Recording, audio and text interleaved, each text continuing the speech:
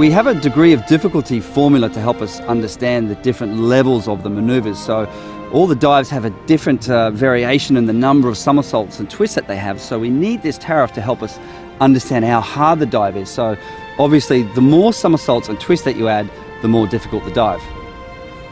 However, you have more intricate components that affect the degree of difficulty, like the shape in the air.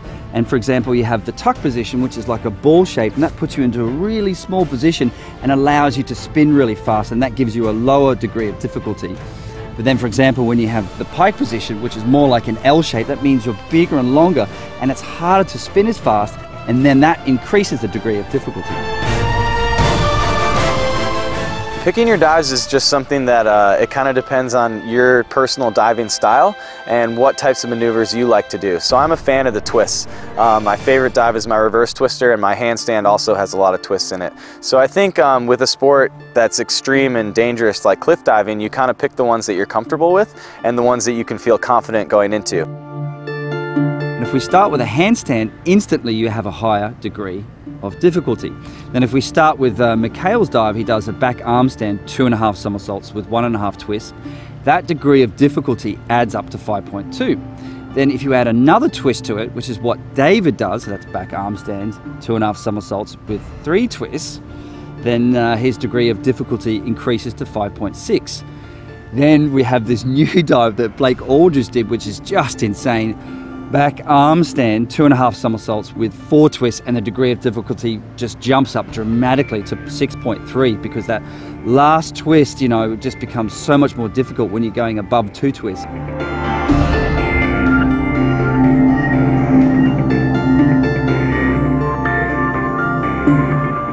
In fact, the judges are not supposed to take DD into account.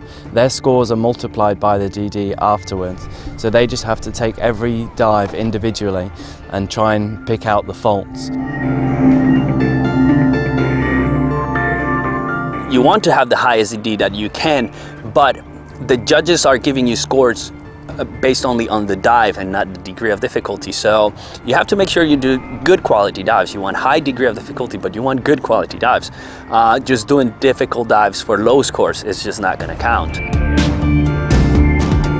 I don't think you can really put a limit on the DD, because if you look back at 10-meter diving, 30 years ago, they wouldn't have even imagined doing the dives that they're doing now. And it's the same for this sport. It's a relatively new sport. There's only been a few years where people have been really pushing it, and so I think it's got a long way to go.